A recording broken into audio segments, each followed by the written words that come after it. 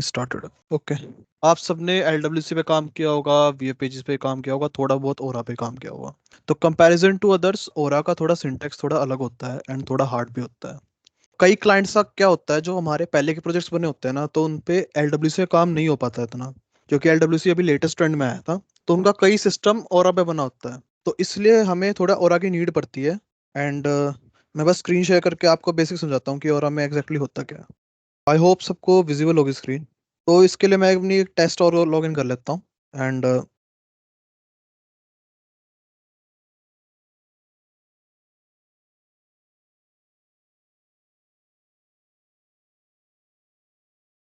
For developing ओरा हम developer console का use कर सकते हैं, अनलाइक LWC जो हमारा कोई VS कोड या फिर लाइटिंग स्टूडियो में इम्प्लीमेंट होता है। ओरा में ऐसी कोई रिक्वायरमेंट नहीं होती है।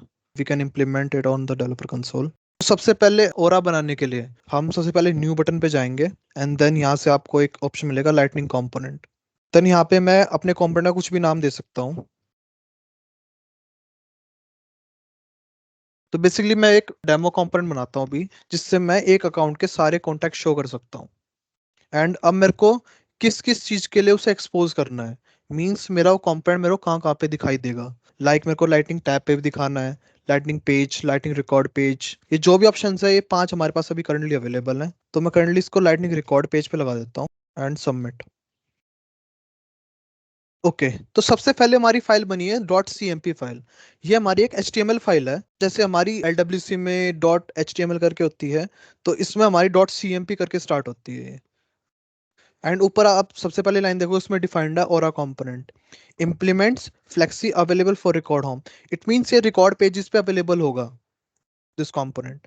And force has record ID, it means कि हमारे जहां भी मैं पेज पे इसको यूज करूंगा, उसकी रिकॉर्ड आईडी, करंट पेज की रिकॉर्ड आईडी मेरे ओरा कंपोनेंट में हो जाएगी यूज करने के लिए। फर्स्ट, सबसे पहले मैं ओरा में वेरिएबल्स कैसे बनाता हूँ। तो सबसे पहले मैं लिखूंगा ओरा, देन एट्रीब्यूट। सबसे और इसका मैं एक नेम डिफाइन करूंगा कि मेरे को किस नाम से वेरिएबल डिफाइन करना है। सबसे पहले उसका मैंने नाम रखा और record ID. And type, basically इसका मैं डेटा टाइप क्या रखना चाहता हूँ, तो मैंने इसका रखा स्ट्रिंग। तो मेरा एक और एट्रीब्यूट डिफाइन हो गया। मीन्स अब इसको मैं एक JS फाइल के भी अंदर यूज कर सकता हूँ एंड HTML में भी। अब इसमें यहाँ पे आप राइट साइड में देखोगे इसकी टोटल फाइल्स दिखाता रहेगा आपको।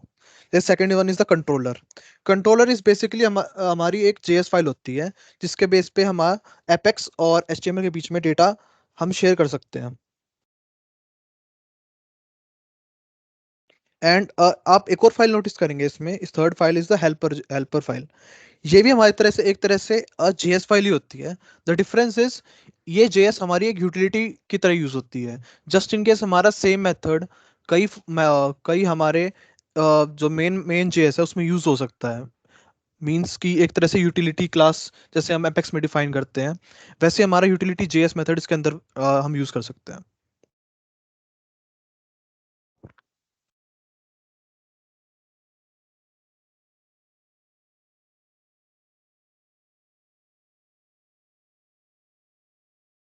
तो किसी को कोई डाउट है अभी?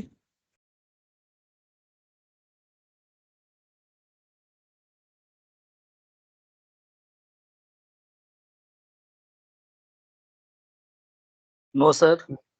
ओके। अब मैं अब मेरा फर्स्ट टारगेट मेरा कंपोनेंट में क्या अचीव करना है। मेरा सबसे पहले मैं कॉन्टेक्ट शो करूंगा एक अकाउंट के ऊपर। तो एक मैंने कॉलम्स डिफाइन करे।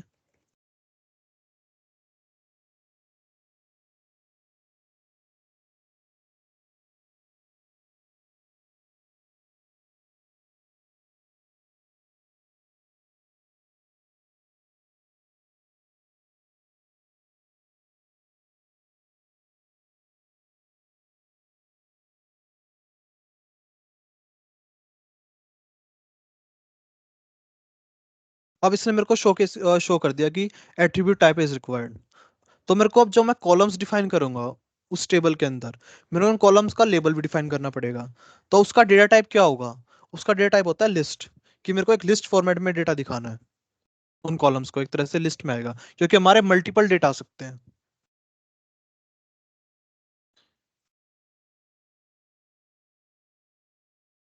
देन उसके बाद मैं इसमें डिफाइन करूंगा एक और एट्रीब्यूट जिसके अंदर मेरा डेटा आएगा।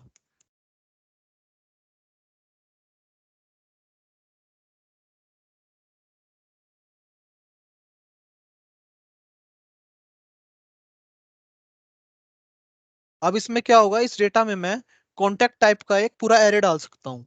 Array is just like a list, इतना डिफरेंस नहीं है। तो इसमें मैं एक कॉन्टेक्ट का सारा डेटा इसके अंदर पुट कर दूंगा ताकि मैं उनको यूआई पे शो कर सकूं। किसी को इशू?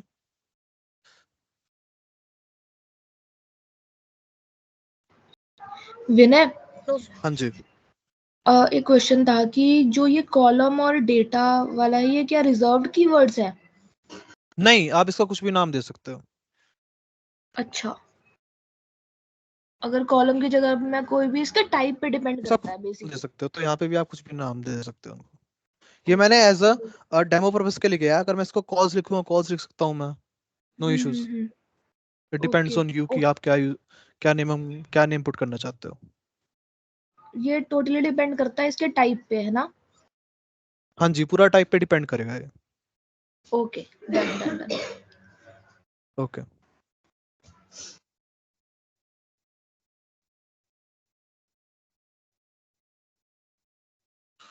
तो ये मेरे टैग्स हैं lighting data table. Lighting data table एक तरह से एक स्टैंडर्ड टेबल होती है जो हमें सेल्सफोर्स बाय डिफॉल्ट प्रोवाइड करता है।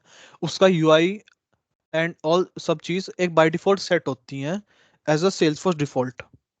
तो मैं करंटली डेटा टेबल का यूज करूंगा ताकि मेरे को ज्यादा स्टाइलिंग ना करनी पड़े। एंड उसके अंदर मैं डेटा डिफाइन करूंगा। अब ये हमारी चीज रिजर्व्ड है। ये जो यहाँ पे कीवर्ड होगा, ये हमारा सेल्सफोर्स का बाय डिफॉल्ट है for data table.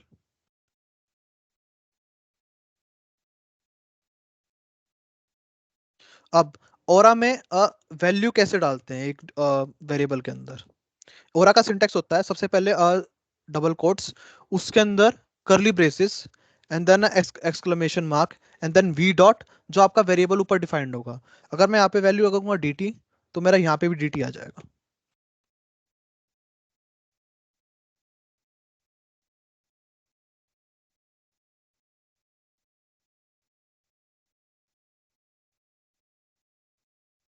And same for columns.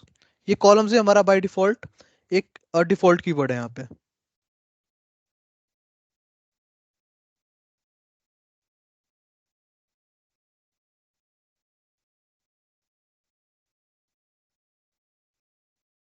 और डेटा टेबल के अंदर मेरे को एक की फील्ड डिफाइन करनी पड़ती है कि बेसिकली कि मेरा एक unique attribute for each row मेरी आईडी होगी ताकि मैं आइडेंटिफाई कर पाऊँ उसे।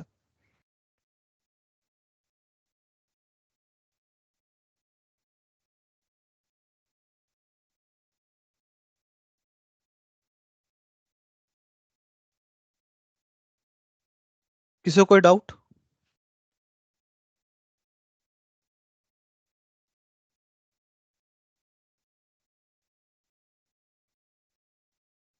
नहीं। ओके। तो अब मैंने इसकी HTML रेडी कर दी है। अब इसके अंदर मेरे को डेटा पुटअप करना पड़ेगा। वो डेटा अब मैं सेल्सफोर्स से उठा के लेके आऊंगा।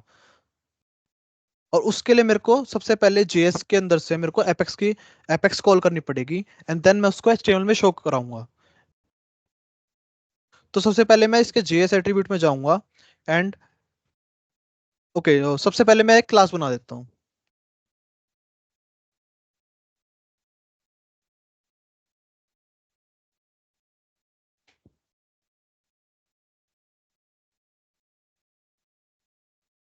तो मेरी क्लास बन के रेडी हो चुकी है।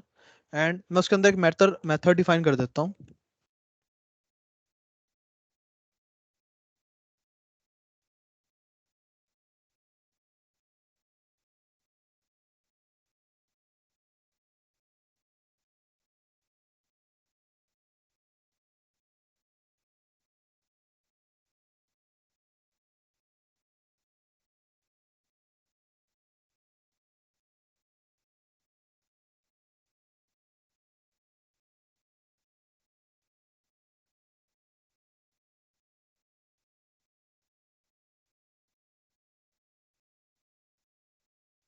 किसी को कोई एपेक्स मेथड में कोई डाउट?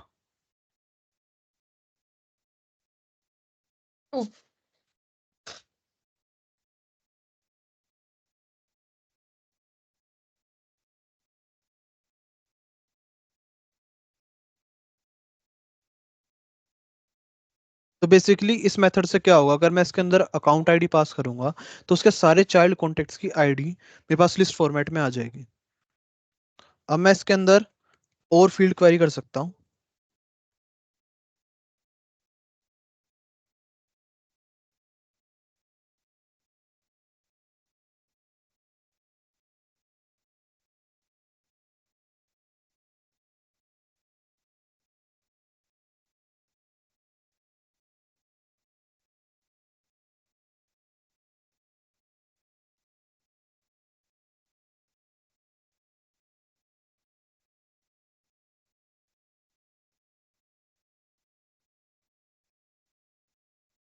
अब मैं यहाँ पे करंट में दो सिनेरियो लेके चलूंगा। फर्स्ट वन इज द, मैं किसी बटन क्लिक पे सारे कॉन्टेक्ट्स फेच करूंगा और शोकेस करूंगा on a account. And the second scenario will be कि मेरे ऑटोमेटिक ऑन लोड के इवेंट पे, तो मेरे ऑटोमेटिक उससे सारे कॉन्टेक्ट्स पिकअप कर लेगा वो। तो फर्स्ट मैं एक बटन के बेस पे उसको डेटा को दिखाता हूँ।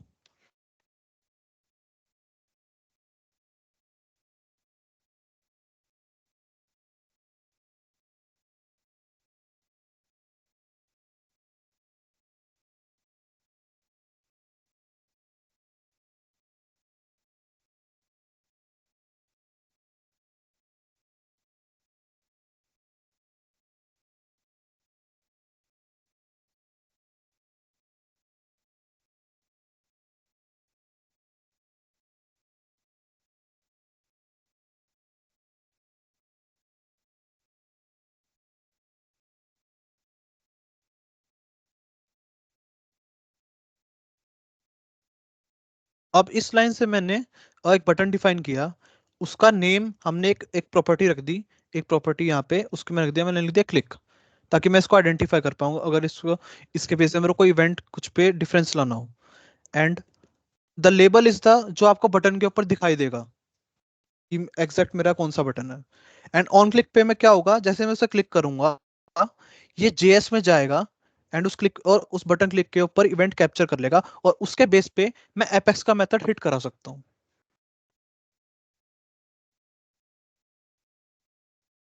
किसी को कुछ समझना है तो प्लीज बता देना।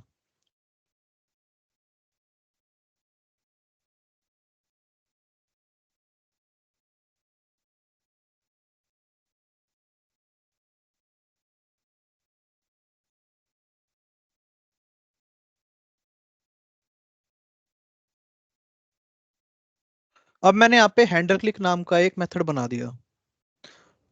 अब इसमें क्या होगा कि मैंने एक फंक्शन बनाया, उसमें मैं कंपोनेंट की वैल्यू पास करूंगा, पूरे कंपोनेंट की, कि मैं कंपोनेंट के अंदर से सारी वैल्यू यूज कर सकता हूँ। लाइक जैसे मैंने यहाँ पे एट्रीब्यूट्स डिफाइन करे हैं, मैं इनको यूज कर सकता हूँ इस मेथड के अंदर। इवेंट इज द, कि मैं उसके बटन क्लिक पे जो इवेंट एक हैपन हुआ मैं उसको कैप्चर कर सकता हूँ। लाइक इस इवेंट के बेस पे मैं इस बटन का लेबल भी गेट कर सकता हूँ, मैं नेम भी गेट कर सकता हूँ। तो बेसिकली इवेंट का यूज ये है। हेल्पर इज, कि मैं इसके इस मेथड के बेस में इसका जो हेल्पर हेल्पर हेल्पर जेएस होगी, जो इसकी यूटिलिटी क्लास होती है एक तरह से, उसके अंदर का मेथड मैं कॉल कर सकता हूँ। बेसिक सिंटेक्स का ये यूज है, function component event and helper.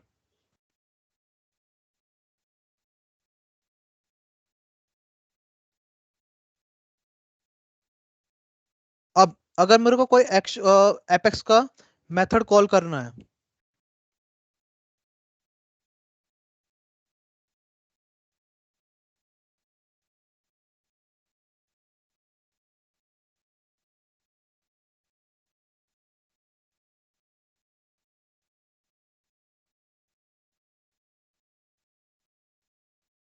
इस लाइन के बेस पे मैंने एक एक्शन एट्रीब्यूट बनाया और उसके अंदर मैंने एक एपेक्स मेथड कॉल कर लिया। अब इस एक्शन में मैं, इस एक्शन के बेस पे मैं इसके अंदर कुछ वैल्यू पास कर सकता हूँ या फिर कुछ वैल्यू इसके अंदर से पिक कर सकता हूँ। मींस जो इसमें इस मेथड को हिट करके मेरे पास जो रिजल्ट आएगा वो मैं फैच कर सकता हूँ। ओके। नाउ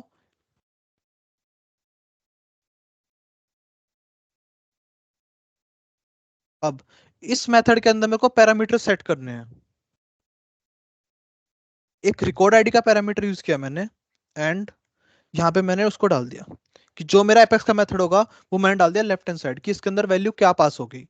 अब अब मेरे को अगर अकाउंट आईडी इसके अंदर पास करनी है, तो मैंने सबसे पहले एक वेरिएबल बनाया था रिकॉर्ड आईडी। इसके अंदर मेरी जो करंट पेज की आईडी है वो आ जाएगी। अब इस आईडी को मैं यूज करूंगा यहाँ पे।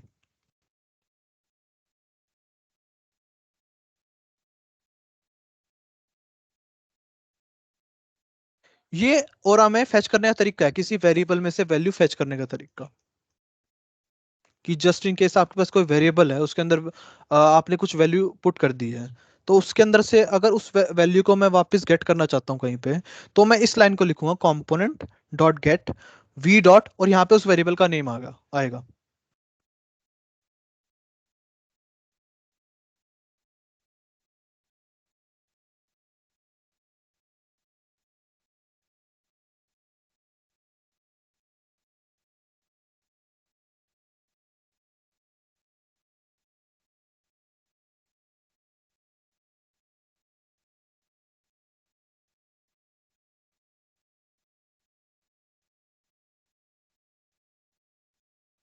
अब अब मेरा जो भी इस मेथड से रिटर्न आएगा वो इस रेस्पॉन्स में मेरे को यहाँ पे गेट हो जाएगा।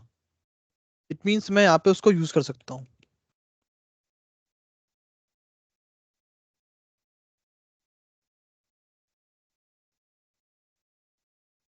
अब इस मेथड से मैं क्या पता लगा सकता हूँ कि जो मेरा रिस्पॉन्स आया क्या वो सक्सेस में आया या मेरा फेलियर में आया। कि अगर मेरा एपेक्स मेथड कहीं पे हिट होके उसमें वैल्यू नहीं आई या फिर कोई एरर आ गया, तब मेरे को यहाँ पे एरर शो कर देगा स्टेट के अंदर, अदरवाइज मेरा सक्सेस शो करेगा। तो इसलिए मैंने रेस्पॉन्स में से स्टेट निकाल ली, उसको एक वेरिएबल में पुट कर दिया।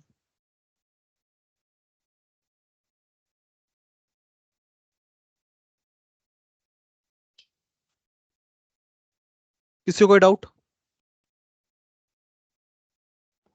नो। ओके।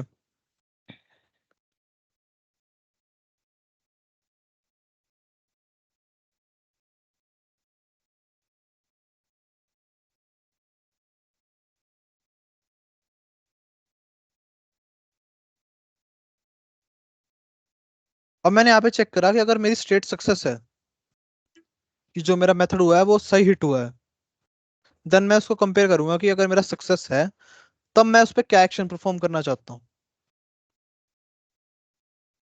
अब जो उसमें से रेस्पॉन्स आया,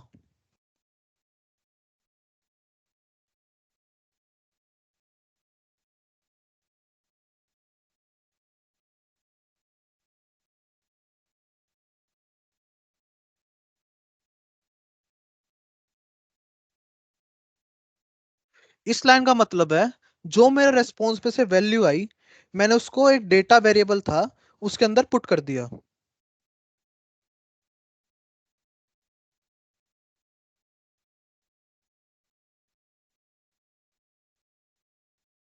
दिस डॉट वो 7th लाइन पे है, हाँ दिस मैं डॉट देख लेता हूँ। फंक्शन।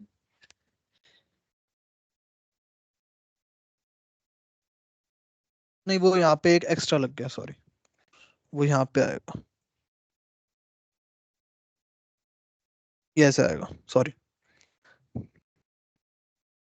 ये दिस कॉमा फंक्शन ही आता है। Okay sir. अब मैंने रिस्पॉन्स की वैल्यू डेटा वेरिएबल में डाल दी। मैं एक बार उसका नाम चेक कर लेता हूँ, यहाँ पे सॉरी डीटी है, तो मैंने डीटी के अंदर उसकी वैल्यू डाल दी।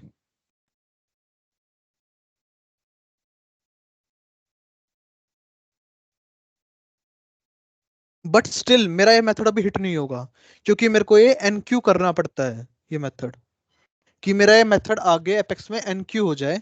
कि मैं कि जैसे मान लो मेरे मल्टीपल मेथड्स हिट हो रहे हैं तो वो क्यू में हिट होते हैं। वो एक बारी में ऐसा नहीं होता कि कोई सा भी एकदम हिट हो जाएगा, वो क्यू वाइज हिट होते हैं। तो मेरे को यहाँ पे एक उसको एनक्यू करना पड़ता है कि ये आगे मेरा एपेक्स का मेथड चल जाएगा। अगर मैं उसको क्यू नहीं करूंगा तो मेरा कोई एक्शन परफॉर्म नहीं होगा।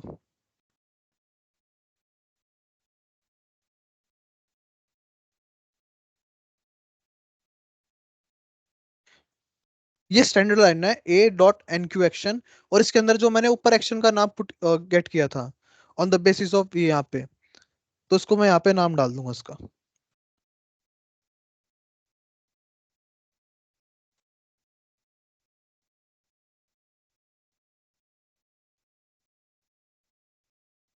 अब मैंने इसमें एपेक्स का मेथड डिफाइन करा, बट मैंने इसके अंदर अभी क्लास डिफाइन नहीं कही कि कौन सी क्लास में से मेथड उठना चाहिए, तो मेरे को वो भी डिफाइन करना पड़ता है। तो क्लास का नाम मेरा डिसाइड होता है यहाँ पे कंट्रोलर में।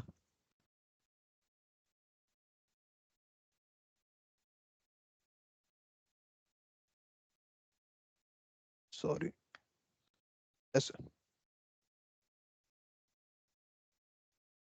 अब मैंने ऊपर एक क्लास डिफाइन करी कॉन्टेक्ट्स ऑन अकाउंट, जो मैंने यहाँ पे बनाई थी, और उसके अंदर से मेथड उठेगा रिटर्न कॉन्टेक्ट्स वाला, और वो यहाँ पे उसके अंदर मैं रिकॉर्ड आईडी ट्रांसफर करूंगा, एंड उस पे जो रिस्पॉन्स आएगा मैं उसको यहाँ पे सेट कर दूंगा।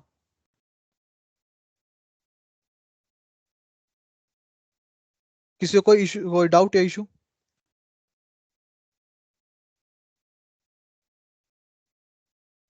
नो। ओके।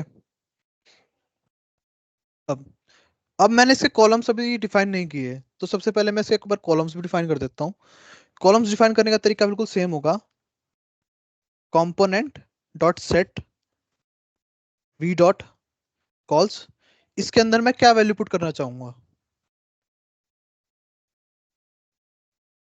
तो इसके अंदर मैं पूरा एक एरे डिफाइन करूंगा कि एग्जैक्टली मेरे कौन कौन सी फील्ड आनी चाहिए, उनका लेबल क्या होगा और उनका टाइप क्या होगा। तो सबसे पहले मैं डिफाइन करता हूँ लेबल में कि सबसे पहले लेबल क्या होगा उस कॉलम का,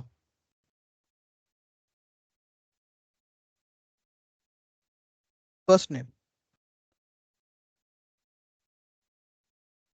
फील्ड नेम मींस कि उसका एपीआई नेम क्या होगा फील्ड का, कि कौन सी एपीआई वाली फील्ड मींस फर्स्ट नेम या लास्ट नेम कौन सी वैल्यू इस कॉले कॉलम के अंदर दिखाई देगी।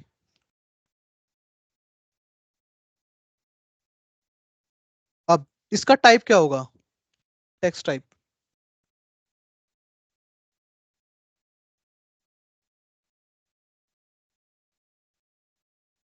अब मेरा ये पहला कॉलम डिफाइन हो गया। अगर मेरे को मल्टीपल कॉलम्स डिफाइन करने हैं तो मैं कॉमा यूज करूंगा, एंड यहाँ पे मैं उनको डिफाइन करता रहूंगा, जितने मेरे को कॉलम्स चाहिए मैं उतने कर सकता हूँ।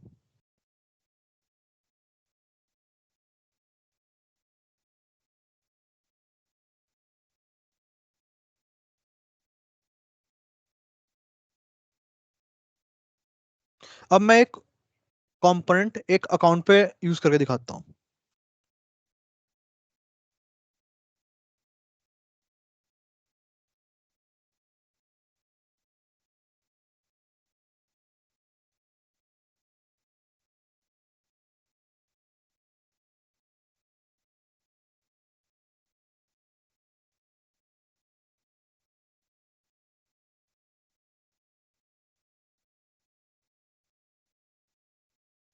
सिंच कोई कांटेक्ट नहीं है। हम्म,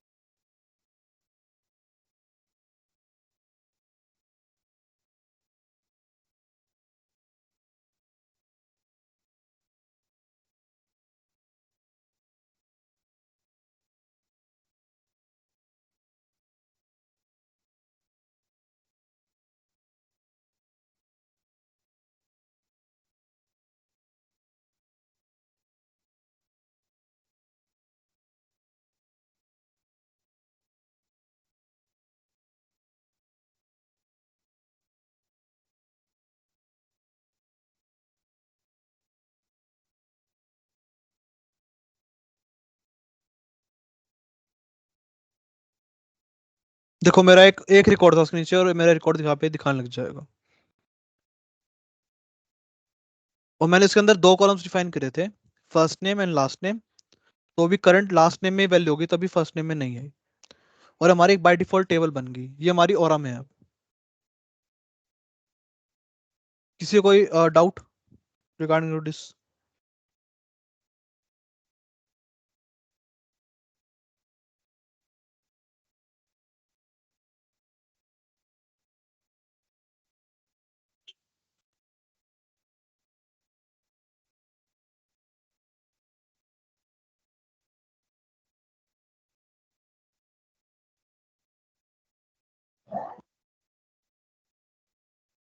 ओके, तो मैं कंटिन्यू करता हूँ। अब मैं ऑनलोड इवेंट से स्टार्ट करता हूँ कि बेसिकली मेरे को विदाउट बटन मेरा डेटा ऑटोमेटिक उठ के आ जाए। तो उसके लिए क्या होता है, जैसे LWC में कनेक्टेड कॉल बैक होता है जिसमें ऑनलोड में हमारा डेटा सब कुछ आ जाता है, तो ओरा हमें प्रोवाइड करता है इनिट मेथड, कि बेसिकली जो हमारा इनिशियलाइज होगा सबसे पहले, और वो वन टाइम होता है। मींस आपको अगर मल्टीपल करना है तो आपको अलग मेथड्स बनाने पड़ेंगे, बट वन टाइम आपका इनिट ही चलता है। तो इसमें डिफाइन करने का तरीका है ओरा हैंडलर, एंड मैं उसका नेम दूंगा इनिट। ये नेम हमारा फिक्स रहेगा क्योंकि हमारा एक इनिट मेथड ही होता है जो हमारा ऑनलोड पे वर्क करता है। अब वैल्यू, वैल्यू में मैं पास करूंगा दिस। ये भी इसका स्टैंडर्ड है कि जो इनिट वैल्यू इनिट मेथड होता है उसके अंदर दिस पास होता है। जो हमारा इनिट मेथड होगा उसके अंदर यही सिंटेक्स रहता है। अब उस पे एक्शन क्या परफॉर्म करना है, मींस मेरा कौन सा जेएस का मेथड उसके अंदर कॉल करना है।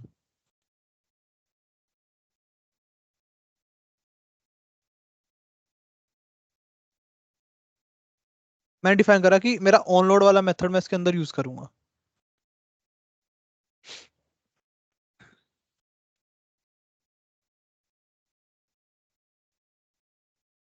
या ये मैं काम करता हूँ हैंडल क्लिक वाले को ही इसके अंदर मैं कॉल कर देता हूँ।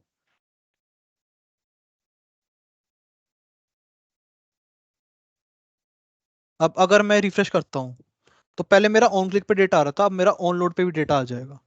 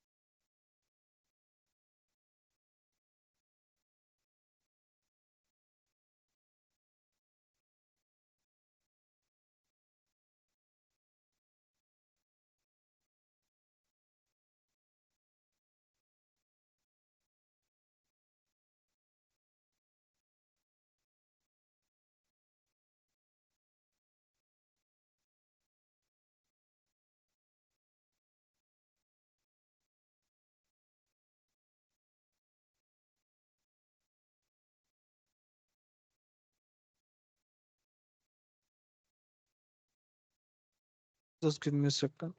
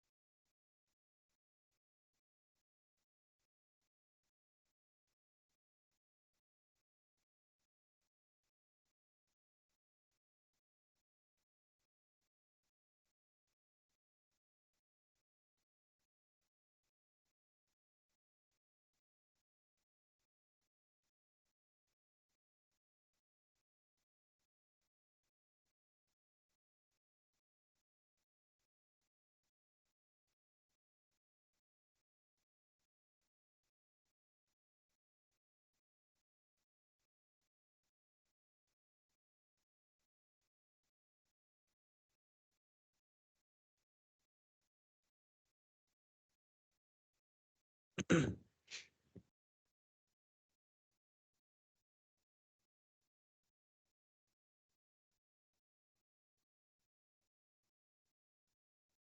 देखो ऑटोमेटिक आ गया इसके अंदर, वो शायद उस टाइम लोड नहीं हो रहा था।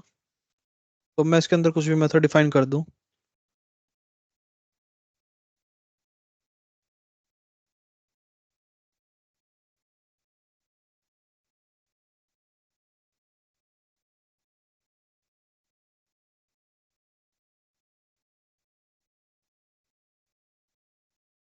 तो हमारा ऑन लोड पे यूज ऐसे चल जाएगा।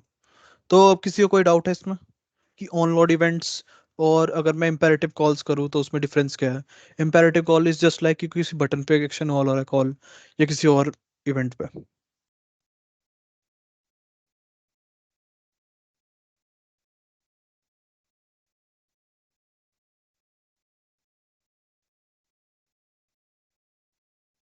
नो। ओके, तो मैं कंटिन्यू करता हूँ।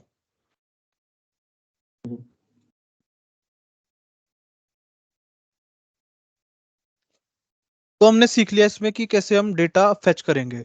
अब एक मैं और कंपोनेंट बनाता हूँ जिससे मैं रिकॉर्ड क्रिएट कर पाऊंगा सिस्टम के अंदर। तो क्रिएट करने के लिए मैं यूज कर रहा हूँ अभी करंट में रिकॉर्ड एडिट फॉर्म। जैसे आपका एलडब्ल्यूसी में होता है वैसे और हमें प्रोवाइड करते हैं रिकॉर्ड एडिट फॉर्म।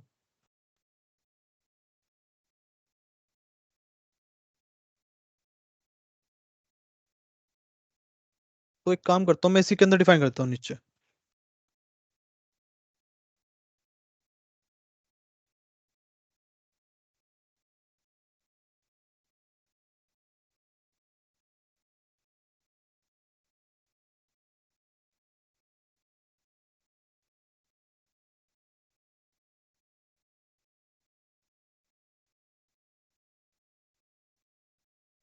अब और रिक्वायर्ड फॉर्म में मैंने क्या डिफाइन किया कि मेरा ऑब्जेक्ट कौन सा यूज करूंगा मैं। यहाँ मैंने पास कर दिया कॉन्टेक्ट, क्योंकि मैं कॉन्टेक्ट क्रिएट करना चाहता हूँ। And right. ऑन सक्सेस, कि अगर मेरा रिकॉर्ड सक्सेस हो गया तो मैं क्या एक्शन परफॉर्म करूंगा। ओके, यहाँ पे मैं कुछ भी डिफाइन कर सकता हूँ अपने अ, अ, अपने हिसाब से कोई भी मेथड डिफाइन कर सकता हूँ मैं यहाँ पे अपने यूज के अकॉर्डिंग। अब कॉन्टेक्ट में अगर मैंने यूज करा है तो अब इसके अंदर जो फील्ड्स आएंगी मेरी सारी कॉन्टेक्ट की ही आएंगी। अगर मैं किसी और ऑब्जेक्ट की अगर मैं फील्ड डिफाइन करूंगा मेरे को विजिबल नहीं होगी, या फिर मेरा रिक्वायर्ड फॉर्म उसमें एरर दे देगा। तो मैं इसके अंदर फील्ड यूज कर देता हूँ।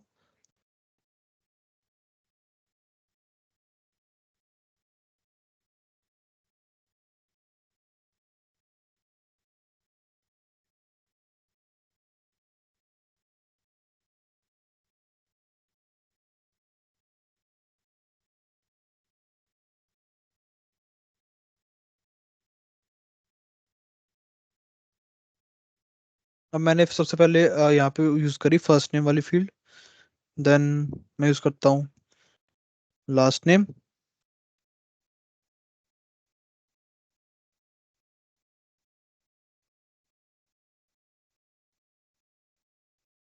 कौन से अकाउंट से टैग होएगी, एंड ईमेल, एंड लास्ट में फोन। ये मेरी फील्ड्स मैंने यूज करी है कि इन फील्ड्स के अंदर मैं डेटा इसके अंदर डाल पाऊंगा। अब अब जैसे मेरी अकाउंट आईडी है, अब एज अ फंक्शनैलिटी अगर मैं सोचूं तो मेरी इसके अंदर वैल्यू बाय डिफॉल्ट आनी चाहिए।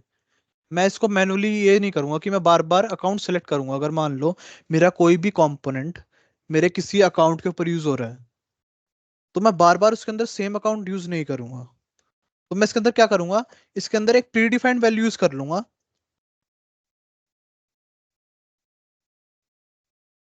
अब रिकॉर्ड आईडी है मेरी करंट अकाउंट की आईडी आ रही है, तो उसमें जो वैल्यू होगी करंट अकाउंट की आईडी वो उसके अंदर ऑटोमेटिक असाइन हो जाएगी। तो आपका लुकअप पहले से प्री फिल्ड आएगा। इसके अंदर वैल्यू का सिग्निफिकेंस ये है कि अगर मेरे को बाय डिफॉल्ट पहले से कुछ वैल्यू दिखानी है या इसके अंदर कुछ वैल्यू पास करनी है तब मैं वैल्यू यूज करता हूँ। अब बाय डिफॉल्ट मैं इसमें रिकॉर्ड आईडी पास कर दूंगा तो वो उसी अकाउंट का ही चाइल्ड बनेगा बार बार।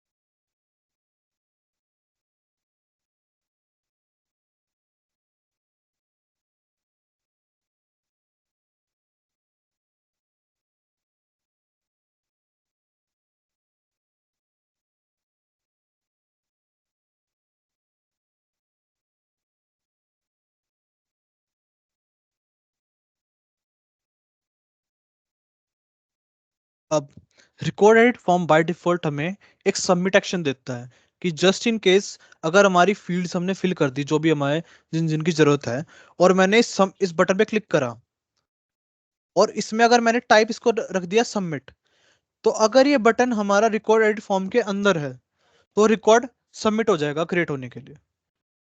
मींस वो रिकॉर्ड हमारा क्रिएट हो जाएगा सिस्टम के अंदर। इस सबमिट बटन का यूज होता है। अगर मैं इस बटन को मैं रिक्वायर्ड फॉर्म से बाहर यूज करूंगा, तब इस ये type is equal to submit कभी चलेगा नहीं, और ना ही आपका रिकॉर्ड कभी क्रिएट होगा। तो वन ऑफ द एरर्स है जो डेवलपर्स कर सकते हैं कि हमने अगर बटन बाहर डिफाइन कर दिया किस लिए, कि अगर मेरे को कुछ स्टाइलिंग करनी है या बटन को कहीं और दिखाना है तब। तो अगर मेरा type is equal to submit है तो मेरे को हमेशा उसको रिक्वायर्ड फॉर्म के अंदर डिफाइन करना पड़ेगा।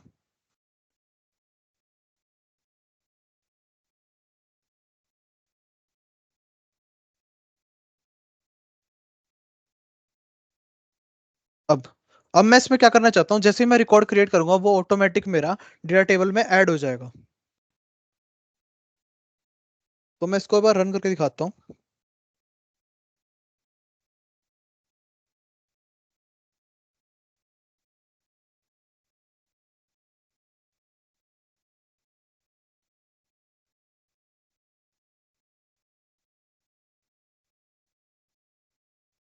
अब अगर मैं इसमें वैल्यू डालता हूँ जिनने एंड, आप नोटिस करोगे इसमें बाय डिफॉल्ट अकाउंट की वैल्यू आ चुकी है जो मैंने इसके अंदर वैल्यू पुट की थी।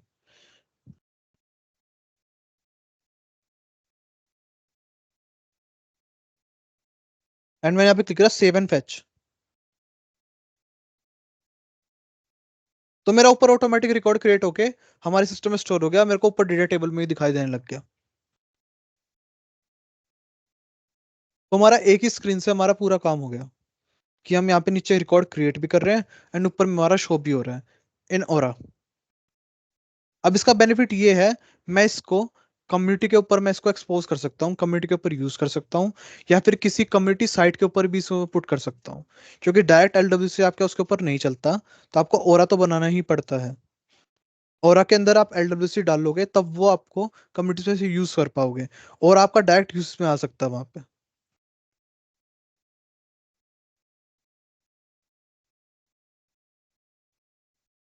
तो किसी को इसमें कोई डाउट, जो मैंने अभी नीचे रिकॉर्ड क्रिएट किया?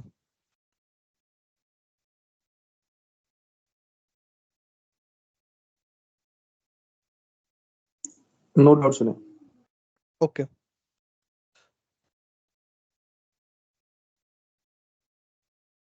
अब अगर हमारी रिक्वायरमेंट ऐसी आ जाए कि हमारा बटन हमें बाहर ही रखना पड़ेगा, मैं इसके अंदर इसको डिफाइन नहीं कर सकता, तब हम क्या करेंगे?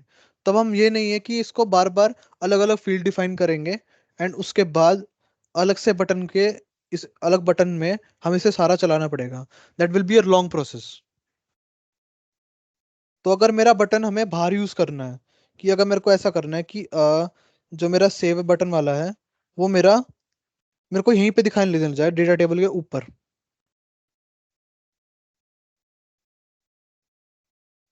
तो मेरा टाइप इक्वल टू सबमिट कभी नहीं चलेगा।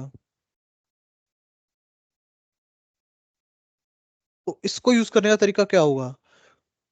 उस केस में मैं क्या करूंगा, मैं जो मेरा रिकॉर्डेड फॉर्म है उसको मैं डायरेक्ट सबमिट कर दूंगा यूजिंग बटन एक्शंस।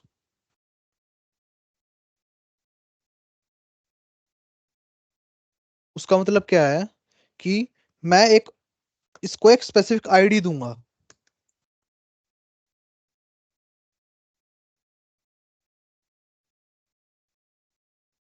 अब ये इसका एक यूनिक आइडेंटिफायर है कि इस रिकॉर्ड आईडी फॉर्म की एक यूनिक आईडी बन चुकी है, कॉन्टैक्ट फॉर्म। इसको मैं कहीं पे दोबारा यूज नहीं कर सकता, ये इसके लिए यूनिक होगी पूरी। मतलब इस पूरे कंपोनेंट में ये रिक्वायर्ड फॉर्म में एक यूनिक है, और उसकी यूनिक आईडी होगी हमारी कॉन्टैक्ट फॉर्म नाम से। अब बटन क्लिक पे मैं एक मेथड डिफाइन करूंगा।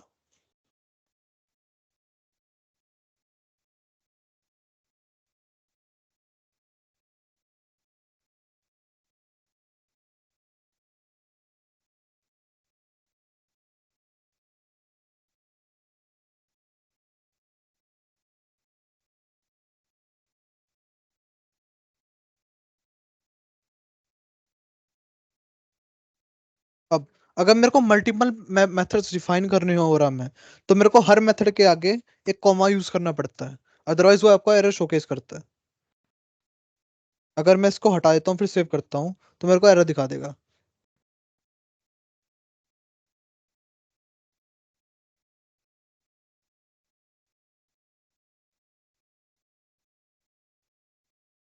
अब अब इसके अंदर मैं लाइन क्या लिखूंगा? Component dot find. अब मैंने यहाँ पे क्या डिफाइन किया था? Contact form.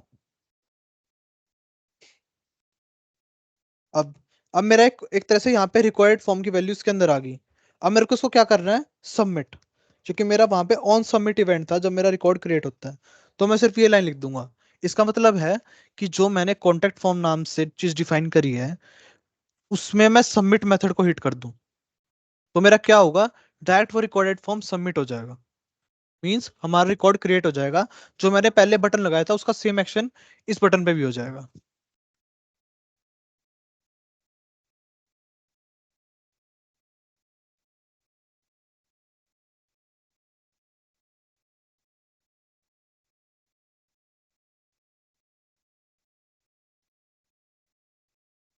अब अगर मैं इसमें वैल्यू डालता हूँ, एक तरह से डालता हूँ, टेस्ट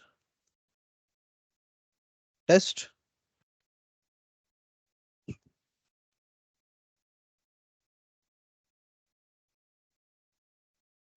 अब अगर मैं मेथड करता हूँ ये वाला हिट,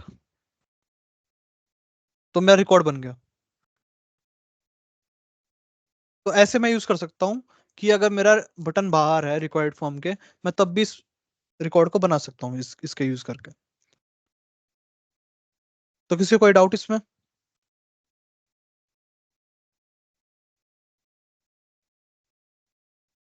Awesome. तो कंटिन्यू करूँ मैं इसको?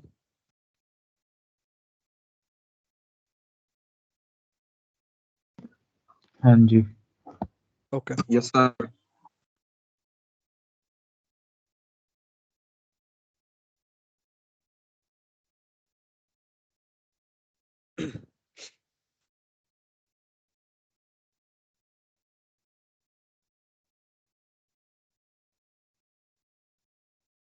तो अब मैं नेक्स्ट टॉपिक से बताता हूँ कि हम पेरेंट से चाइल्ड कंपोनेंट में डेटा कैसे ट्रांसफर करते हैं इन ओरा। ओके। तो सपोज करो कि मेरे पास एक और कंपोनेंट है मेरा, या फिर मैं एक काम करता हूँ, कोई एग्जिस्टिंग मेरा अगर कंपोनेंट है तो मैं उसे पिक कर लेता हूँ।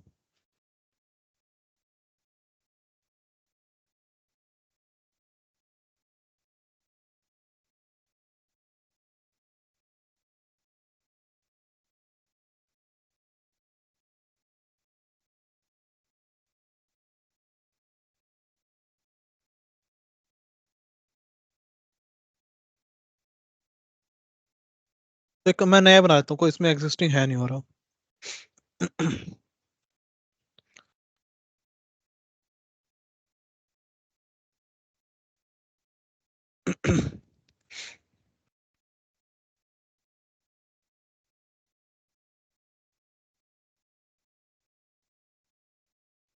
अब जो मेरी क्रिएट रिकॉर्ड की फंक्शनैलिटी है मैं उसमें पुटअप कर देता हूँ।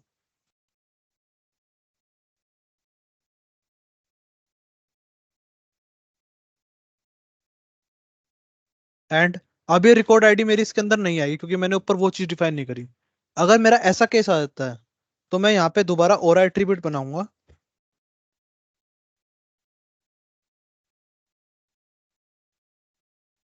एंड सेम नाम यहाँ पे डिफाइन कर दूंगा।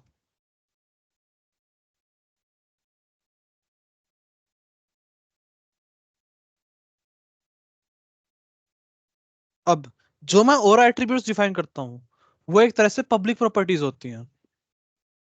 दैट मीन्स कि मैं जो रिकॉर्ड आईडी की वैल्यू है वो मैं कहीं से भी अगर मैं इस कंपोनेंट को कॉल करूंगा तो मैं इसके अंदर पास कर सकता हूँ।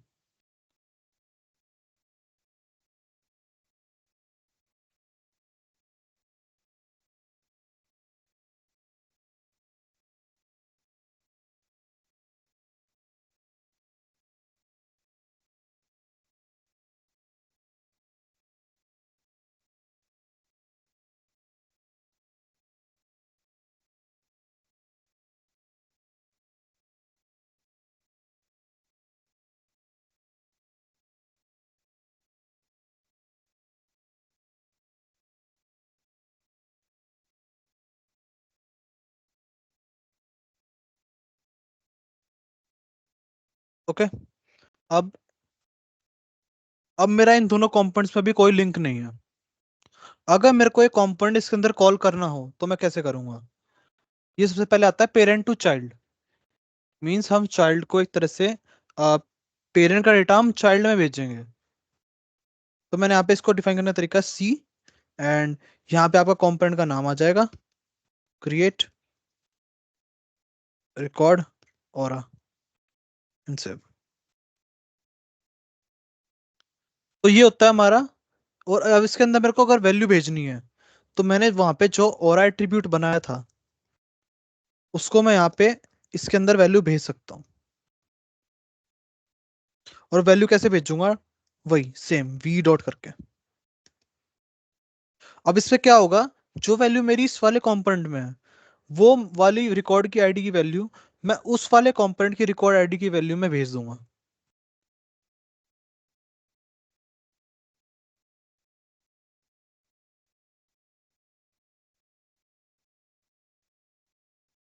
एक तरह से ये एक यूटिलिटी टाइप बन चुका है कि अगर मेरे को अगर कहीं पे भी कहीं रिकॉर्ड बनाना हो कॉन्टैक्ट का और मेरे को सिर्फ 4 ही फील्ड चाहिए, 4-5 फील्ड्स, तो मैं इस वाले कंपोनेंट को हर जगह कॉल कर दूंगा और उसके अंदर बस ये रिकॉर्ड में वैल्यू भेज दूंगा ताकि वो उस रिकॉर्ड अकाउंट वाले रिकॉर्ड से लिंक हो जाए। That's it.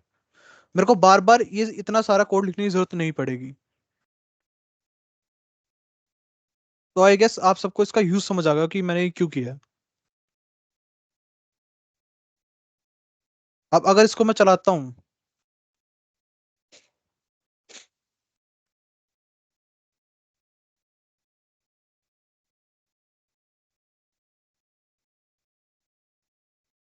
ये देखिए आपका कंपोनेंट भी आ गया इसके अंदर।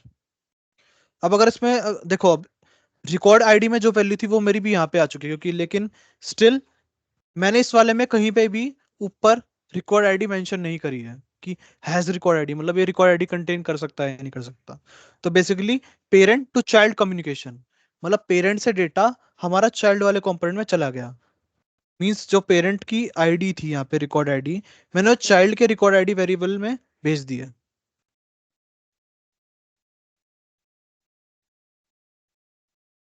तो किसी को कोई डाउट इसमें पेरेंट टू चाइल्ड कम्युनिकेशन में? नो विनय। ओके।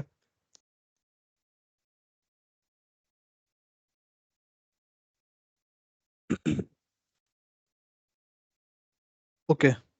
तो अब आप इसमें एक चीज देखना, जो हमारी पहले फंक्शनैलिटी क्या चल रही थी, जैसे मैं रिकॉर्ड क्रिएट कर रहा था ऑटोमेटिक मेरा पेरेंट के अंदर वो, सॉरी वो जो हमारा डेटा टेबल है उसके अंदर डेटा रिफ्रेश हो रहा था।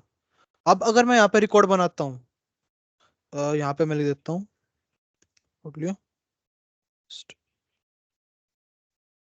ईमेल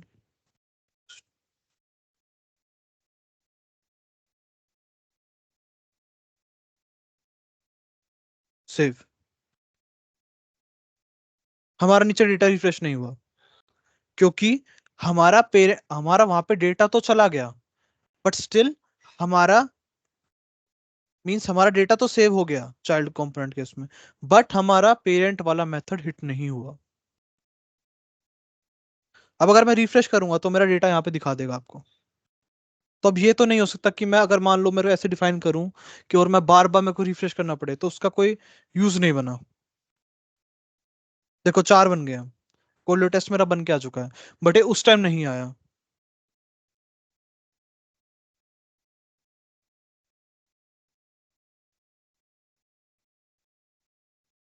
तो अब इस केस में हम क्या करेंगे, हमें डेटा भेजना पड़ेगा child to parent. That means कि अगर मेरा कोई इवेंट चाइल्ड में अकर हुआ है, मीन्स अगर मेरा रिकॉर्ड क्रिएट हुआ है, then I have to transfer the value from child to the parent component. Means जो इवेंट होगा कि हाँ मेरा क्रिएट हो गया है, ताकि उसके बेस पे मैं पेरेंट का रिफ्रेश करने वाला मेथड हिट कर सकूं। तो यूज केस पता चल गया सब आप सबको।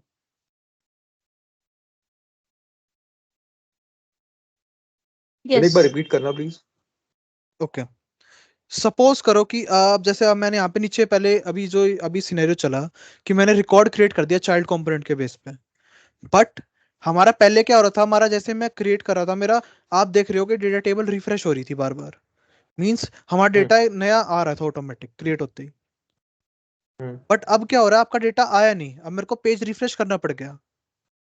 हम्म अब रिक्वायरमेंट के हिसाब से मेरे को बार बार अगर पेज रिफ्रेश करना पड़ रहा है, तो वो मेरी एक तरह से प्रोडक्टिविटी हैम्पर हो रही है। कि अगर मेरे को कोई जस्ट हम्म इन केस कुछ चेक करना हो ऐसे ही, तो मैं बार बार पेज रिफ्रेश नहीं करूंगा। मेरे को भी एक तरह रियल टाइम डेटा ही चाहिएगा बार बार। You getting my point?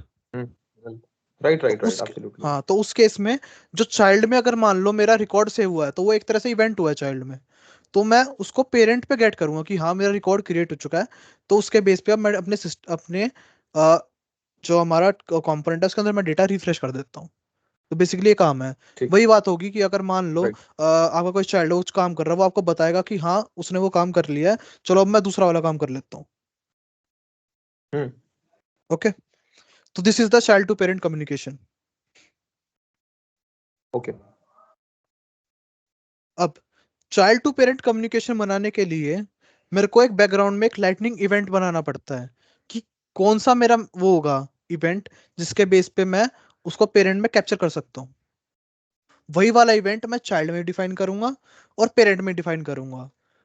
इसका मतलब क्या है, मैं एक पीछे एक इवेंट बनाऊंगा, या एक तरह से आप उसको एक तरह से मान लो, कुछ भी एक ऑब्जेक्ट मान लो चलो, कि हाँ मैंने कुछ हिट किया।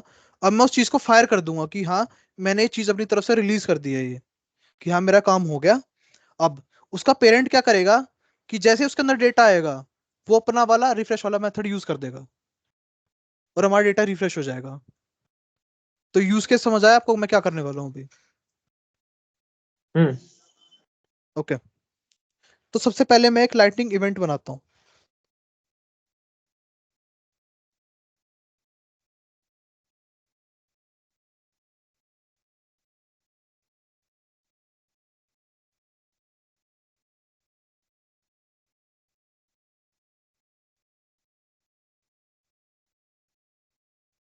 अब मेरा जो ओरा इवेंट बना है, इसका टाइप क्या होना चाहिए, कंपोनेंट। क्योंकि मैं इसको कंपोनेंट में यूज करने वाला हूँ। Lightning application is different. अब कंपोनेंट आपका अलग होगा। अब उसका डिस्क्रिप्शन, मैं कुछ भी डिस्क्रिप्शन डाल सकता हूँ उसका। अब अब इसके अंदर मेरे को एक पैरामीटर डालना पड़ेगा कि अगर अगर मान लो आपको कुछ डेटा भी भेजना है साथ साथ, तो आप उस पैरामीटर के थ्रू उसके अंदर डेटा भेज सकते हो। तो मैं एक वो बना देता हूँ, एक एट्रीब्यूट, मीन्स एक वेरिएबल।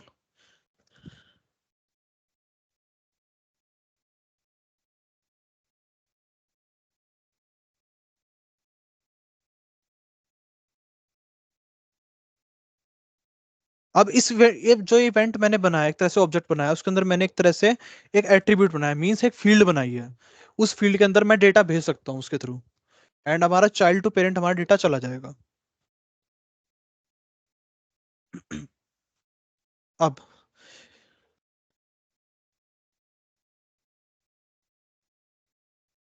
अब अब मेरे को सबसे पहले इवेंट होता है, इवेंट यहाँ से डिस्पैच करना पड़ेगा, मींस इवेंट यहाँ से फायर करना पड़ेगा। तभी मेरा वो इवेंट कहीं पे जाके कैप्चर हो पाएगा। तो मेरा फर्स्ट स्टेप तो वही होगा। तो मेरा फर्स्ट स्टेप क्या था सबसे पहले, कि मैंने इवेंट बनाया। सेकंड स्टेप विल बी कि मैं उसको यूज करके फायर करूंगा ताकि कोई और कैप्चर कर पाए। And the third step will be कि जिस कंपोनेंट में कैप्चर करना है मैं वहां पे उसे डिफाइन करूंगा, और उसमें जैसे ही उसमें कोई वैल्यू आती है तो ऑटोमेटिक हमारा कंपोनेंट उसे कैप्चर कर लेता है। तो that will be the third step.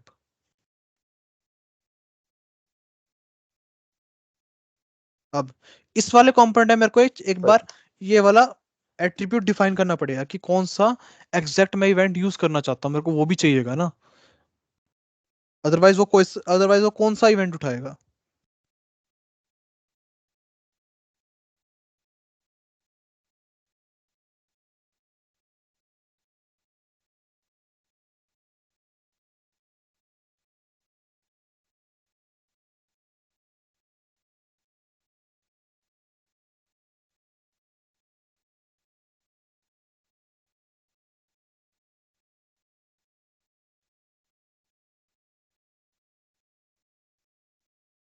अब मैंने वही सेम काम किया।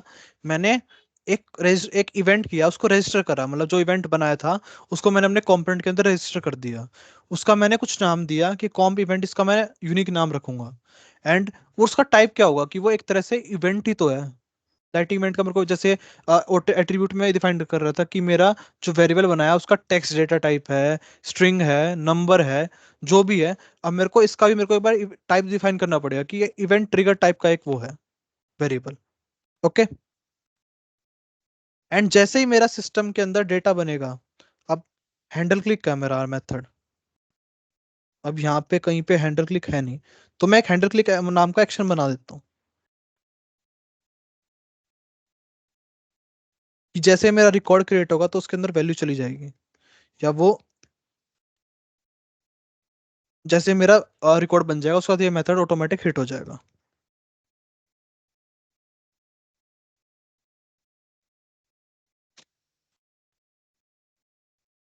अब यहाँ पे मैं उस इवेंट को डिफाइन करूंगा।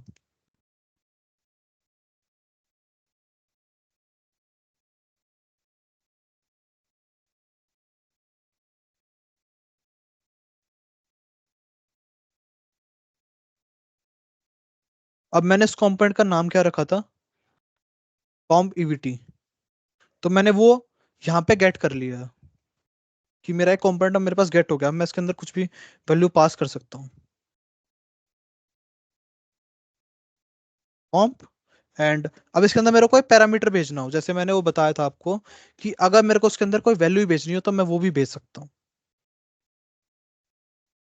अब यहाँ पे अब मेरा जो वेरिएबल था उसका नाम क्या था, जो मेरा उसके अंदर मैं वैल्यू भेज सकता हूँ, इट वाज मैसेज।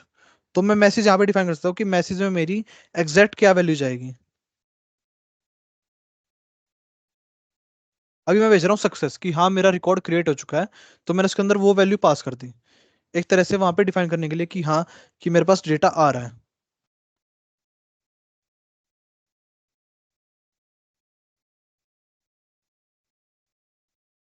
अब एक इस कंपोनेंट को अगर मेरे को भेजना है तो मेरे को उसको फायर भी करना पड़ेगा कि हाँ, मैंने इसके अंदर डेटा डाल दिया, जो मेरा नेसेसरी काम था मैंने यहाँ पे कर दिया। अब मैं इसको एक तरह से फायर कर देता हूँ कि हाँ, अब ये इसमें वैल्यू आ चुकी है। अब आप कोई भी पेरेंट कंपोनेंट्स को कैप्चर करने के लिए रेडी हो चुका है।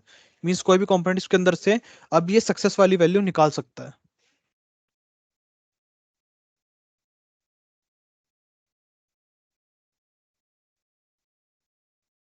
ओके। तुम्हारा फर्स्ट स्टेप था कि इवेंट क्रिएट करना, सेकंड स्टेप था इवेंट फायर करना। दो स्टेप हो चुके हैं, last step is event capture करना, कि जो इवेंट फायर हुआ है उसको मैं कैप्चर भी करूंगा किसी पेरेंट कंपोनेंट या फिर किसी कंपोनेंट में। तो उसके लिए मैं क्या करूंगा, इसके लिए मेरे को यहाँ पे भी एक होरा हैंडलर डिफाइन करना पड़ेगा।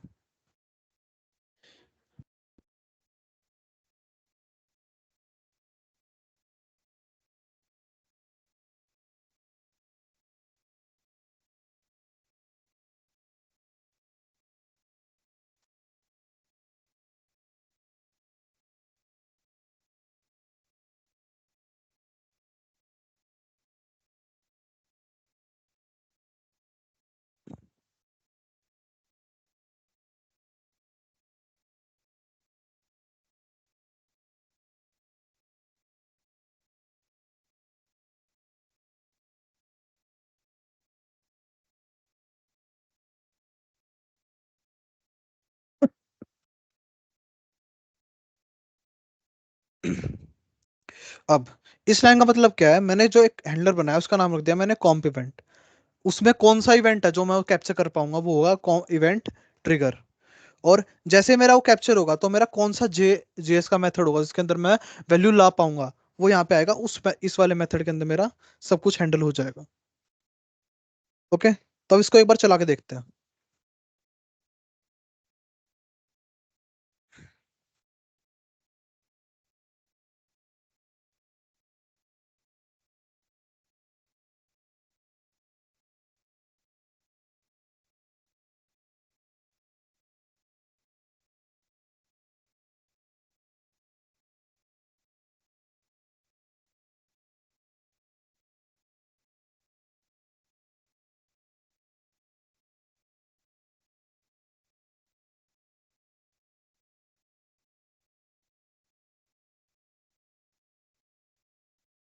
देखो, अब हमारा जैसे ही हमारा वहां पे इवेंट क्रिएट हुआ तो हमारे सिस्टम में फायर हुआ, और हमारा वो वाला मेथड चल गया, हैंडल क्लिक वाला, ये वाला। किसी को कोई डाउट इसमें? और अगर मेरे को उसके अंदर से वैल्यू गेट करनी है, जो मैंने उस पैरामीटर के अंदर वैल्यू चेक करी थी, मैं वो भी दिखाता हूँ कि कैसे गेट करूंगा मैं।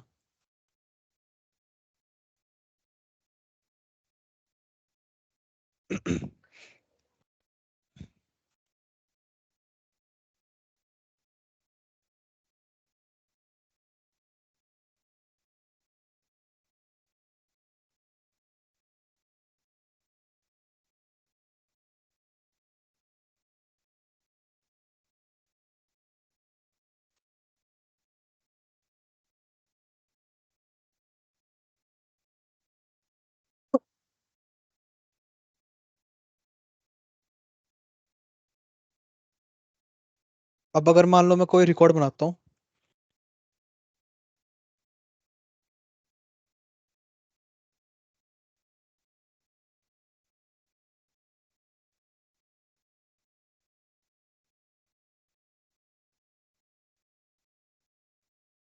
अब जैसे मैं इस पे बटन पे क्लिक करूंगा सेव एंड फैच, तो मेरा रिकॉर्ड बन गया।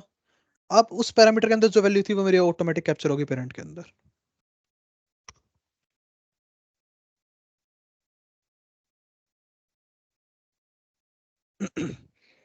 तो वो वाली लाइन है इवेंट डॉट गेट पैरामीटर की, कौन सा पैरामीटर उसके अंदर से मुझे गेट करना है।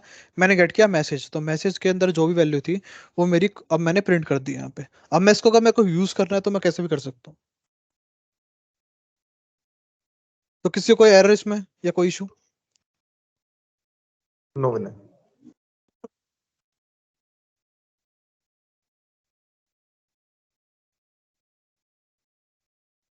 सो we are good to go. ठीक है।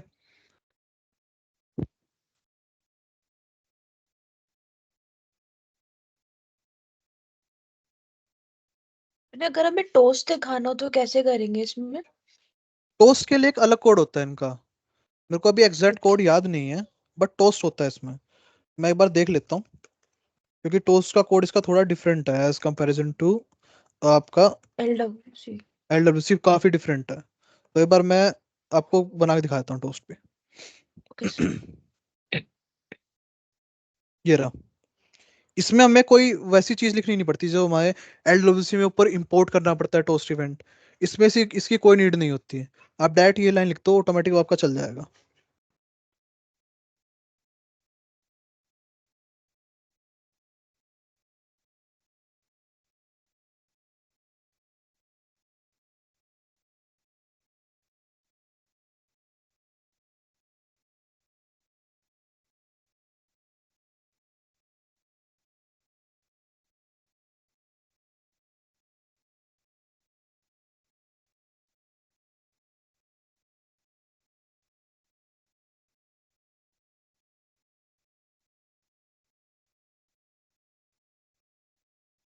अब मैंने क्या किया कि अगर मेरा रिकॉर्ड सक्सेसफुली क्रिएट हो जाता है तभी मैं उसको टॉस दिखाऊंगा, अदरवाइज नहीं दिखाऊंगा।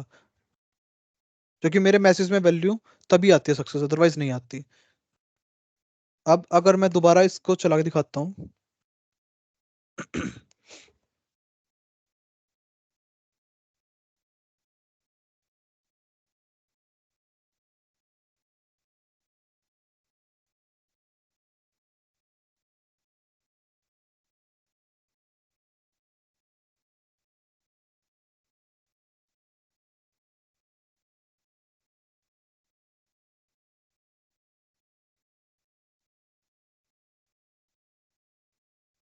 देखिए टोस्ट आ गया आपका।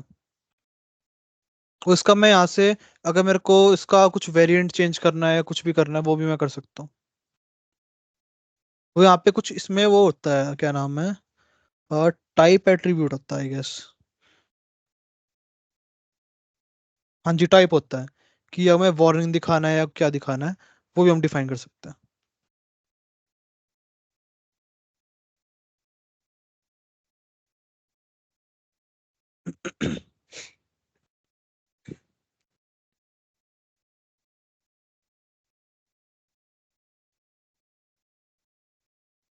तो किसी को कोई डाउट इसमें?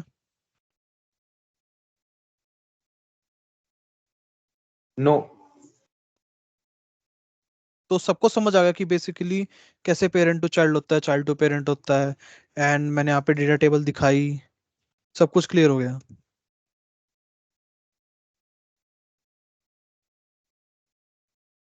Yes N.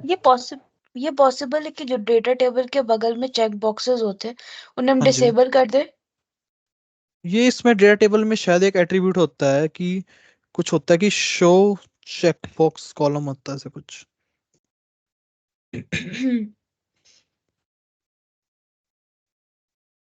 वैसे मैंने देखा है एलडब्ल्यूसी में शायद वर्क नहीं करता है, वो फिर भी दिखाता रहता है। हाँ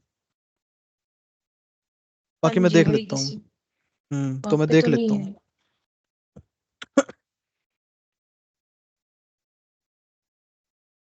नहीं, इसमें भी आएगा वो। वो चेक ये बॉक्स हटता ही ट्रू नहीं है। फॉल्स वाला नहीं करता ना। ये कहीं भी काम नहीं करता। नहीं, अब कोई क्वेश्चन नहीं। ओके। विनय, आई थिंक वो हाइड कॉलम्स करके एक एट्रीब्यूट होता है ना उसमें, मे बी। मैं अभी देख लेता हूँ डेटा टेबल में, यहाँ पे मेरे को शो कर देगा।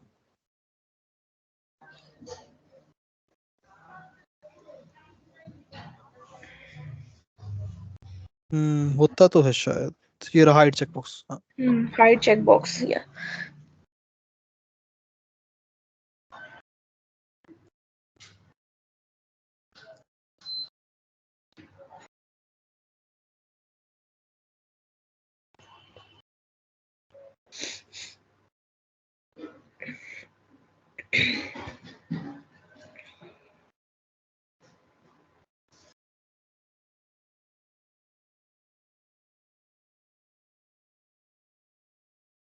हो गया, इसमें हो जाता है शायद।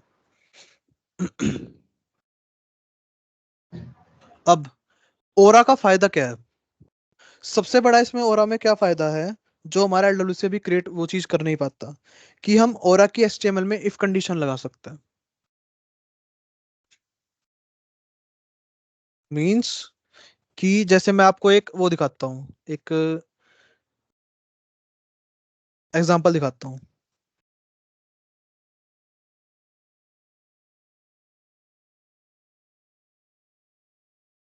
ये होती है ओरा में इफ कंडीशन।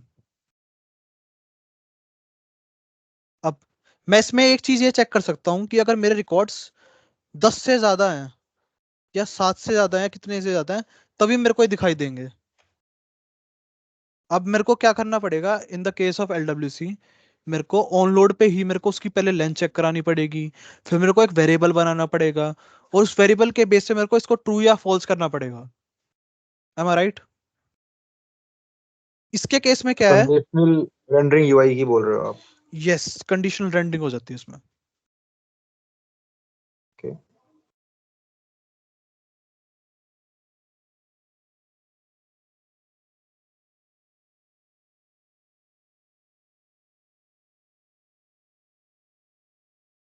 इसका मतलब है अगर मेरे डेटा का लेंथ 7 से ज्यादा है, मेरे को तभी ये डेटा टेबल दिखाई देगी, अदरवाइज दिखाई नहीं देगी। ये चीज मेरे को एलडब्ल्यूसी में करने के लिए मेरे को 3-4 लाइन लिखनी पड़ेगी, बट इसमें मेरे को कुछ नहीं लिखना। तो करंटली ये फीचर आई थिंक एलडब्ल्यूसी में अवेलेबल नहीं होगा, जहां तक मुझे याद है। ये नहीं है, मेरे हिसाब से तो नहीं है, बट ये ओरा में अभी अवेलेबल है।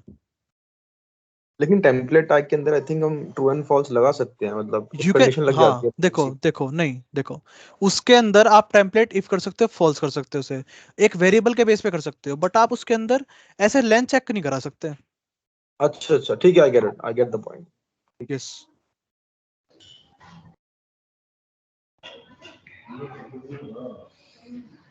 तो this is the one of the main जो फीचर है ना ओरा में, जो अभी एलडब्ल्यूसी में नहीं है। ये मैं मानता हूँ कि सबसे one of the most important feature होना चाहिए आगे, बट करंटली नहीं है ये अभी।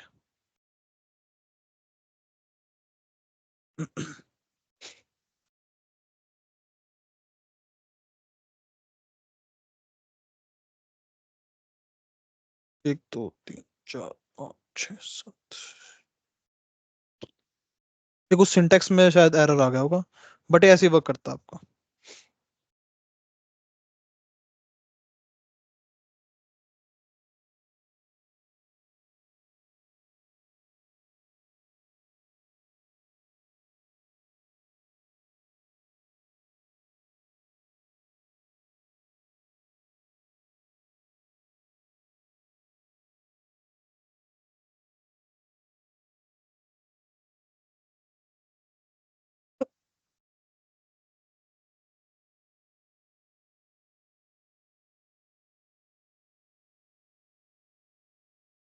आई थिंक यहाँ पे ऐसे नहीं लगता, तो कुछ और ही लगता है शायद, इसका तरीका शायद ऐसे होता है। 7, आई थिंक इसमें ऐसे होता है ग्रेटर देन, जो भी थोड़ा याद नहीं है।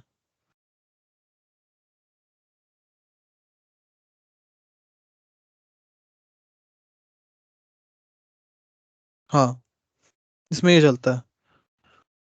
तो आपका ऐसे कंपैरिजन चल जाता है इसके अंदर।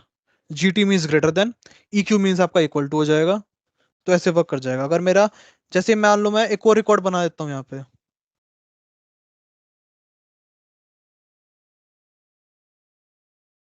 आपकी डेटा टेबल दिखाई देने लग जाएगी आई गेस।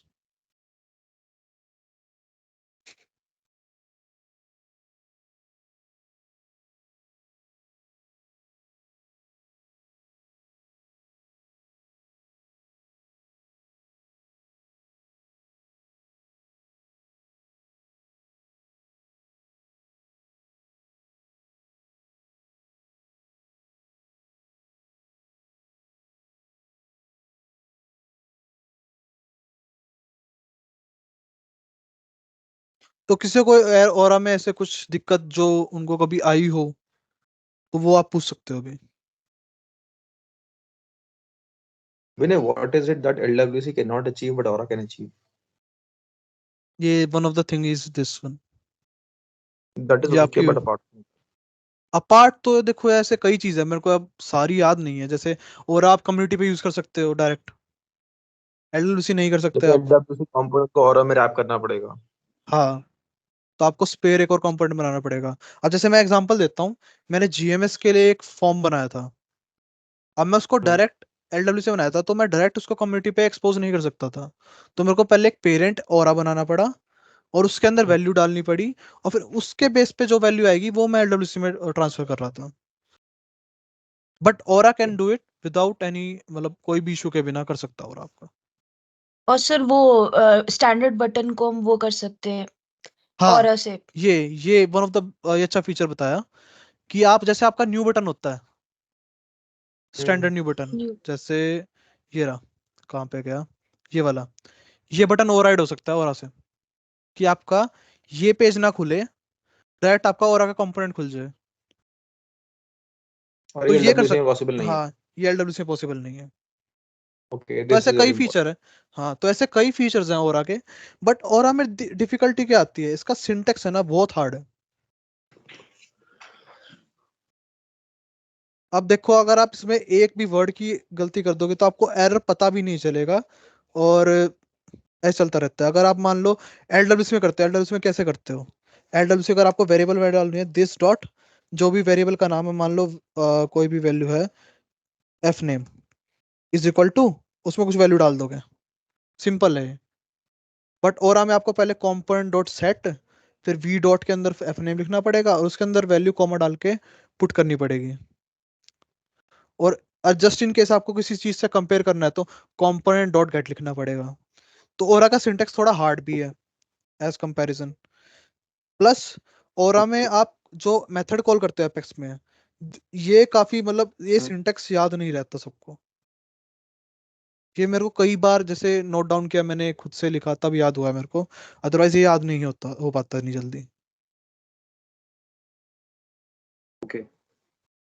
यस। प्लस ओरा में एक चीज की लिमिटेशन है कि यहाँ पे हम एक ही क्लास डिफाइन कर सकते हैं।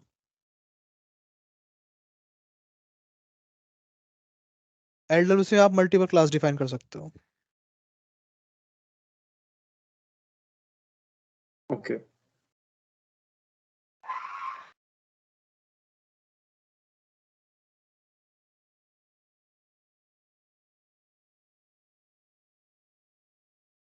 तो और कोई किसी को ओरा में कुछ पूछना हो?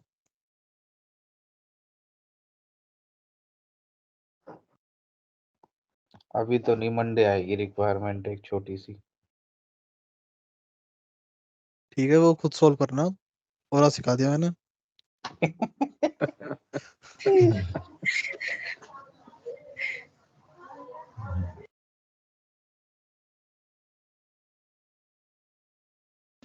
विनय, एक और हाँ क्वेश्चन। जी, बोलो। इसमें भी कुछ वैसा ही है क्या? एलडब्ल्यूसी में जैसे हम दो तरीके से एपेक्स को कॉल करते हैं, इम्पेरेटिवली और एक वायर से, इसमें तो सिंगल यही तरीका है ना जैसे आपने बताया अभी?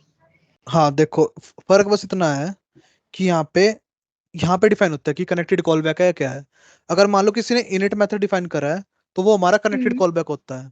Imperative okay. होता है जो मैंने आपको बटन के थ्रू बताया कि बटन के थ्रू अगर मेरे को कुछ कॉल करना हो, दैट इज इम्पेरेटिव। इसमें वायर नहीं होता, हम्म। तो सिर्फ कनेक्टेड कॉल बैक होता है। कनेक्टेड कॉल बैक के अंदर आप मल्टीपल, वो क्या नाम है, मल्टीपल मेथड्स आप कॉल कर सकते हो, कोई इशू नहीं आएगा। ओके, तो इसके अंदर क्लास के अंदर हमें कैशेबल ट्रू लिखने की जरूरत नहीं है? नहीं, कैशेबल ट्रू लिखने की जरूरत नहीं है इसमें। ठीक है। ओके। ओके।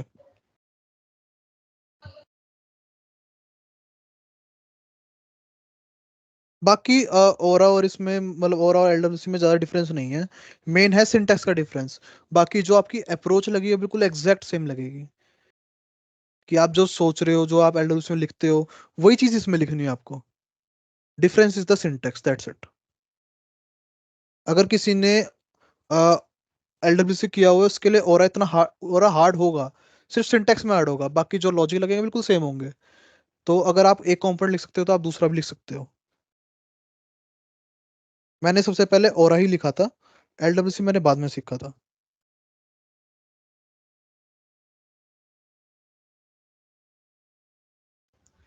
सो ये ऑरा में डॉक्यूमेंटेशन डिजाइन ये सब क्या होता है? ये मैंने देखो यहाँ पे सिर्फ स्टाइल तक यूज कर रहा है कि स्टाइल में तो आप कुछ मतलब एक तरह से कि आपको कंपोनेंट में कुछ स्टाइल्स देने हैं वो आप यूज कर सकते हो क्लास यूज कर करके। बट डॉक्यूमेंटेशन, रेंडर, डिजाइन, हाँ डिजाइन का बता देता हूँ कि अगर मान लो आप इसे कम्युनिटी पे एक्सपोज कर रहे हो, तब आपको कम्युनिटी से अंदर से इसके अंदर कोई वैल्यू पास करनी है, तो डायरेक्ट इस खाली और एट्रीब्यूट से नहीं होगी, आपको उसका डिजाइन एट्रीब्यूट बनाना पड़ता है। वही एट्रीब्यूट, वो जो यहाँ पे एट्रीब्यूट होता है ना, उसका डिजाइन एट्रीब्यूट बनाना पड़ता है ताकि मैं कम्युनिटी से डायरेक्ट इसके अंदर वैल्यू भेज पाऊँ।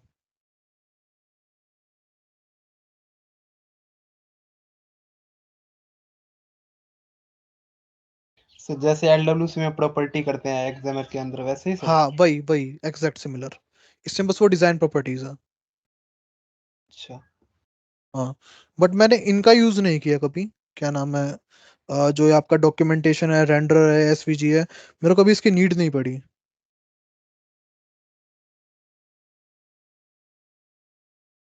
बट आप एक्सप्लोर कर सकते हो कि इसका एग्जैक्ट यूज क्या है।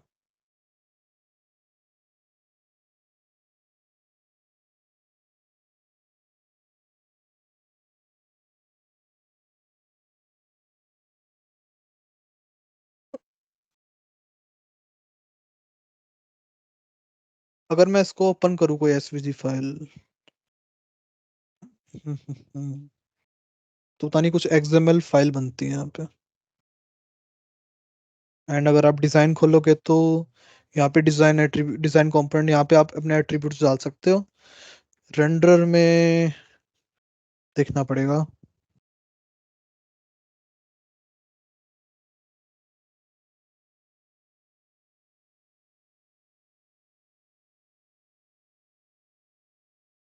यहाँ ये मेरे को इसका यूज नहीं पता अभी, रेंडर और इनका। डॉक्यूमेंटेशन में शायद ये होता है कि आप इसकी एक तरह से अगर कुछ मेंशन करना हो तो आप वो मेंशन कर सकते हो, तो आपका शायद होवर वगैरह पे कुछ दिखाने लग जाता है एक्स्ट्रा। आई डोंट नो, मतलब ऐसा हो सकता है, but I am not sure. So aura में वीएफ पेज कैसे कॉल होता है सर? आई फ्रेम के उसमें। अच्छा, हम्म, आप आई फ्रेम में वो डिफाइन कर दो, उसके अंदर जो वैल्यू पास करनी है कर दो, तो वो चल जाएगा। बट डायरेक्ट रेफरेंस नहीं कर सकते आप मेरे ख्याल में क्या नाम है,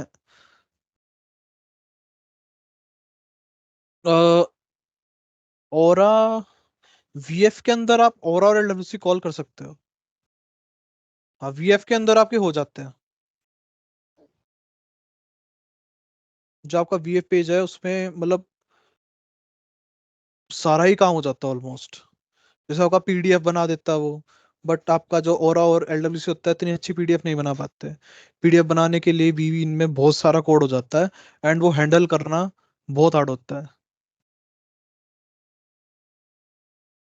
तो वो उसके लिए हम मोस्टली वीएफ पेज यूज करते हैं, अगर आपको कुछ पीडीएफ बनानी हो। तो मोस्टली आजकल आप पीडीएफ बनानी हो तब भी वीएफ यूज करते हो, आई गेस कोई और मेरे ख्याल में कोई यूज नहीं करता होगा एलडब्ल्यूसी है वो ओरा। आई गेस वो फीचर है भी नहीं में हाँ एलडब्ल्यूसी में अभी पीडीएफ हाँ का। अवेलेबल नहीं है। वो हमने किसी एक रिक्वायरमेंट में किया था कि वो उसमें थोड़ी सी पीडीएफ बन गई थी, बट वो बनाने में ही हमें बहुत ज्यादा टाइम लग गया था, मतलब 1-2 वीक्स लग गए थे। तो रिकमेंड नहीं करते। इससे बेटर है आपका वीएफ पेज, आपका जो चीज आपकी 2-3 दिन में हो रही है इसकी जगह आपका एक दिन में पूरा अच्छे सेटअप हो जाता है वीएफ पेज, तो वही बेटर है।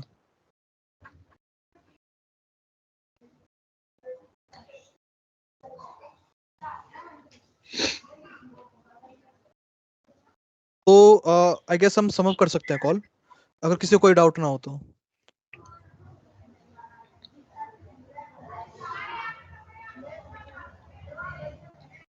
सो किसी को कोई क्वेश्चन हो तो आप बता सकते हो अभी, otherwise we can complete the call. Nothing. Okay, anyone? No. Okay, Prabhakar, Sanchit, आपके कोई क्वेश्चन नहीं है? नहीं सर, पूछ लिया सर। नहीं सर, अभी तो नहीं। ठीक है, तो मैं आपको सबको मेल पे एक टास्क दे दूंगा, 1 और 2 ठीक टास्क, है, तो वो आप ठीक है कंप्लीट सर, करके ले आना। ठीक है सर। अगर आपको कोई एरर आए तो आप मेरे को मंडे को बता देना, या फिर एक काम करना, मुझे स्लैक कर देना, मैं आपको बता दूंगा। ठीक है सर। बट ट्राई करना कि आप कंप्लीट कर लो, कि आपको एटलीस्ट ओरा पे ये पता चल जाएगा कि सिंटेक्स वर्क कैसे करता है। आई नो आप एकदम नहीं सीख सकते इसे, कोई भी नहीं सीख सकता, आपको टाइम लगेगा ये चीज, क्योंकि हर चीज प्रैक्टिस से ही हो पाएगी। बट आपको एक एक ये आइडिया हो जाएगा कि सिंटेक्स, अगर आपको मान लो कहीं पे मिनिमल चेंज करना पड़ जाए कहीं पे, तो आप वो कर सकते हो, या फिर आप कोड पढ़ सकते हो एटलीस्ट।